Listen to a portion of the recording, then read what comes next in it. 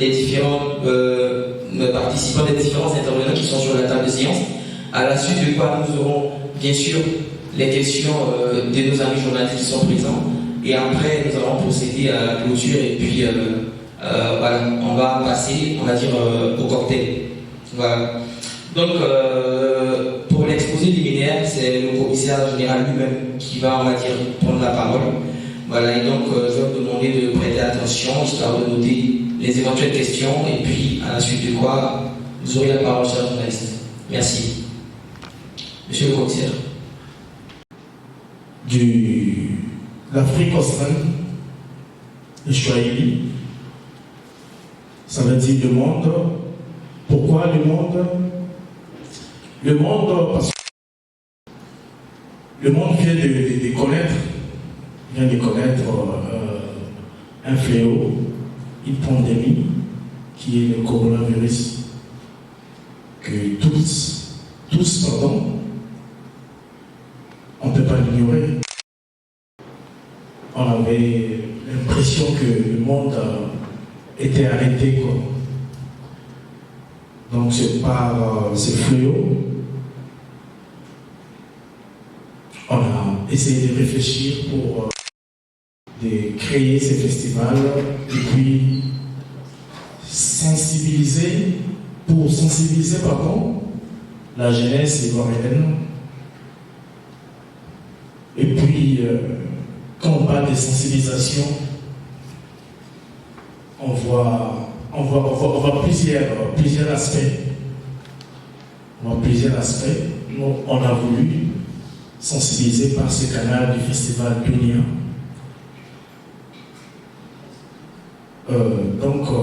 Je voulais dire que on a voulu sensibiliser par rapport à ce canal du festival Dunia. Sans plus tarder, je vais essayer d'énumérer un peu le projet, comment ça se présente, si vous me le permettrez. Dans mon projet ici, on dit ceci. Durant cette période marquée par la pandémie, à la maladie à coronavirus qui a secoué l'humanité tout entière, mais également la population ivoirienne en particulier.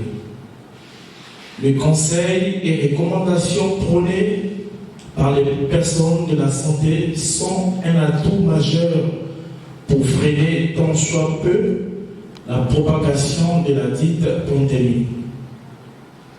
En effet, étant donné que la jeunesse domine la population ivoirienne en termes de la popularité estimée à 77,3%, dont la majorité a moins de 35 ans. Nous avons trouvé nécessaire de sensibiliser cette jeunesse pour qu'elle prenne conscience afin de mieux lutter contre ces fléaux qui gangrènent non seulement le monde, mais aussi notre beau pays, la Côte d'Ivoire. Nous avons ciblé la ville d'Abidjan pour cette sensibilisation par le canal du festival que nous avons dénommé Dunia, qui veut dire le monde, et un substantif Swahili qui veut dire le monde. Nous sommes l'agence Ivoire Business basée à Abidjan, dans la commune de Bougon, résidentielle. Sur la rue L83, Banco Nord. Le festival aura lieu sur les terrains complexe sportif. Je m'excuse parce qu'avant on avait choisi des terrains d'engrais. Bon, après sensibilisation, on ne peut pas fixer un prix pour que les gens viennent pour se sensibiliser. Étant l'agence Ivoire Business, on a voulu que ça soit gratuit. On a essayé de ramener la chose à Yopougon. au terrain complexe sportif de Bougon. Donc je continue.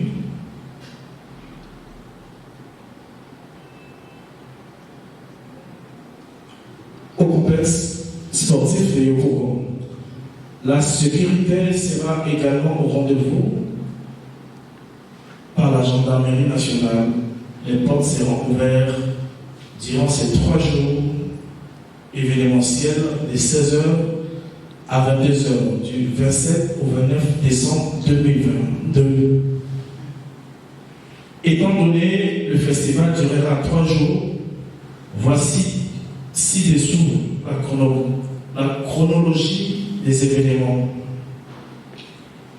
Le premier jour, le dit festival sera ouvert par le mot de circonstance prononcé par la personne qui sera distinguée. Il s'en suivra médicaux pour sensibiliser les jeunes sur la manière de se comporter pendant cette pandémie, afin de mieux se protéger contre cette dernière. Le deuxième jour sera sanctionné par la présentation des produits gastronomiques ivoiriens et continentaux, mais surtout la danse folklorique et des différentes tribus et ethnies seront également de la partie pour agrémenter l'événement. Le troisième jour, par la clôture du festival, et sera riche en événements puisque les blogueurs et influenceurs. C'est monsieur. Bonsoir à tous, bonsoir à la table de sciences. Moi, c'est Soalio Makarimo de ITBABI.com. Et déjà, ma première question est de savoir, pour tout à l'heure, nous sommes à la fin pratiquement à la fin du journée. Merci beaucoup.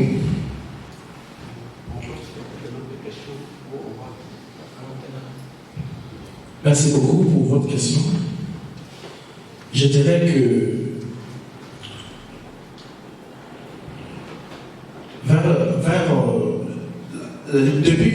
les débuts du fléau, le gouvernement avait interdit de se rassembler. Vous êtes journaliste, vous êtes ivoirien, vous savez très bien. C'était une idée qui était née déjà depuis. Mais vu que nul est au-dessus de la loi, on ne pouvait pas faire rassembler les gens pour faire ce genre d'activités. Au niveau de la masque, on peut dire que nous ne sommes pas un festival de santé. On est dans la culture. C'est juste un thème qu'on a choisi pour essayer de sensibiliser nos frères, nos parents par rapport à cette pandémie. Donc nous sommes, je peux dire, un festival culturel. Tout comme on peut choisir dans notre deuxième édition et notre thème, pas forcément dans les cas du coronavirus. Donc c'est juste un message. Merci.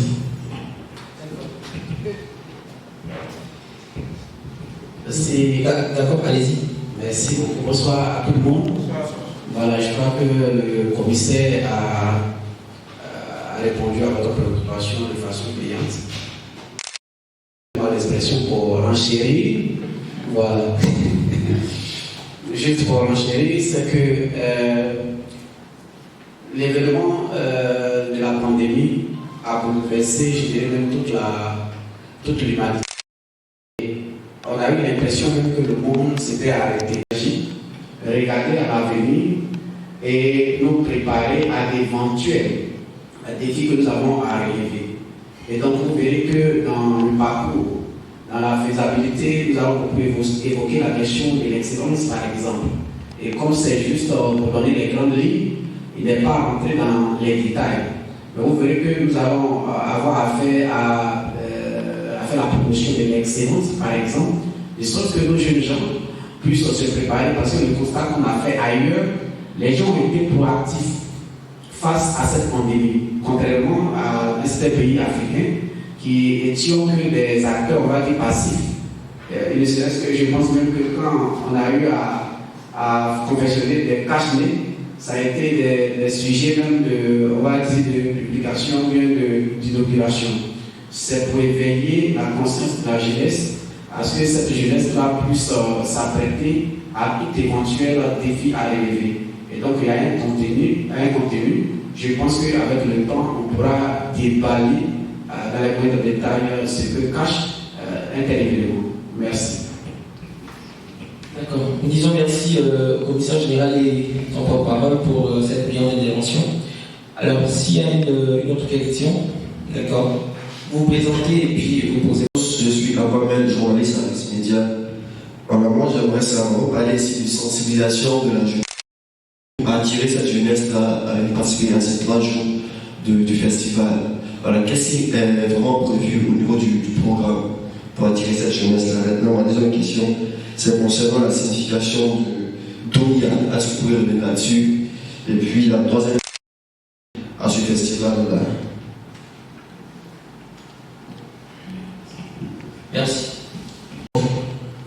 On a vécu des situations où on parlait peut-être, en exemple, le virus Ebola. C'était un truc, on parlait de ça qu'en Afrique centrale.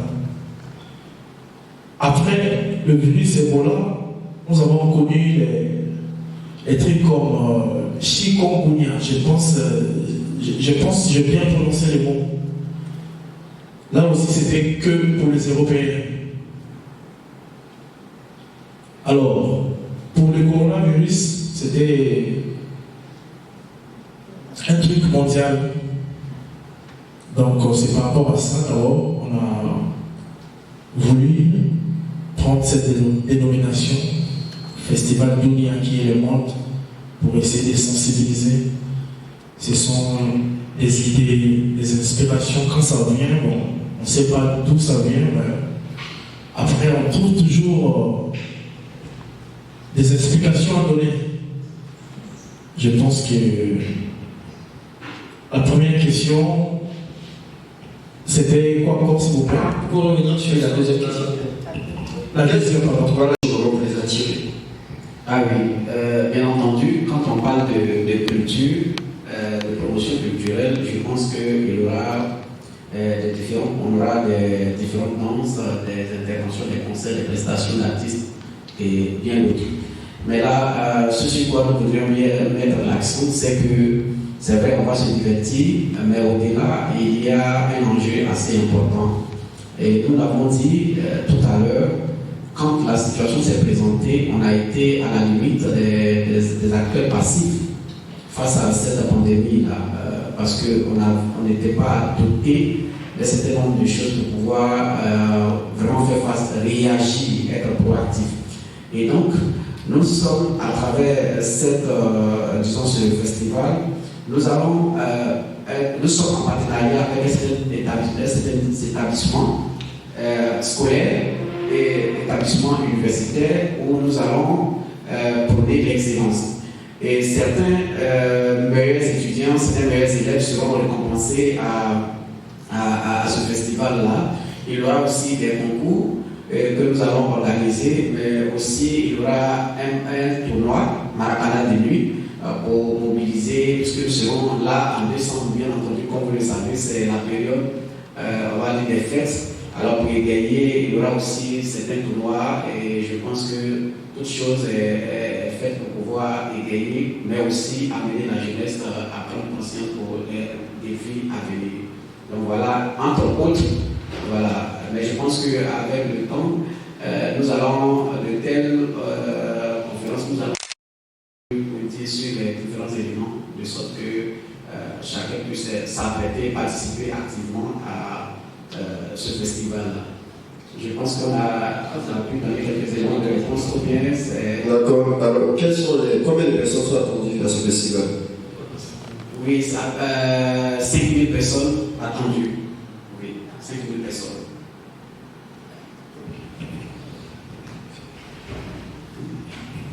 Nous remercions La main de Dieu. On aura une deuxième, troisième séance de conférence pour essayer un peu d'énumérer les choses comme il se doit. Je pense que c'est tout. Merci. Merci.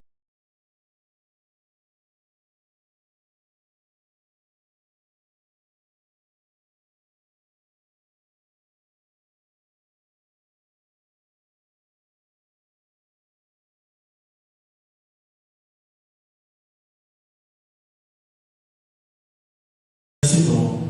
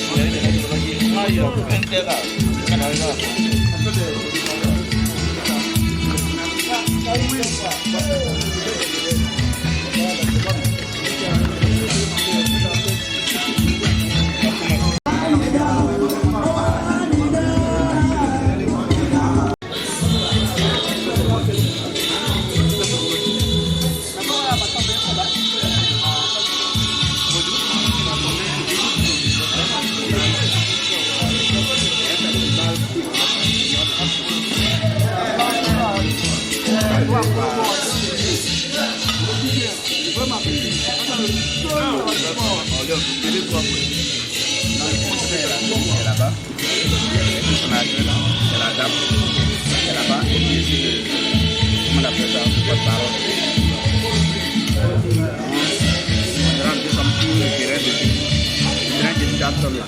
On a pris la même complète. On a fait une conférence de presse par ça. Je crois que on va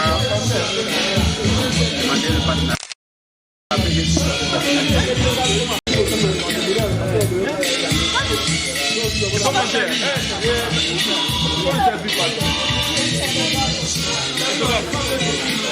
On coupe déjà manger d'abord.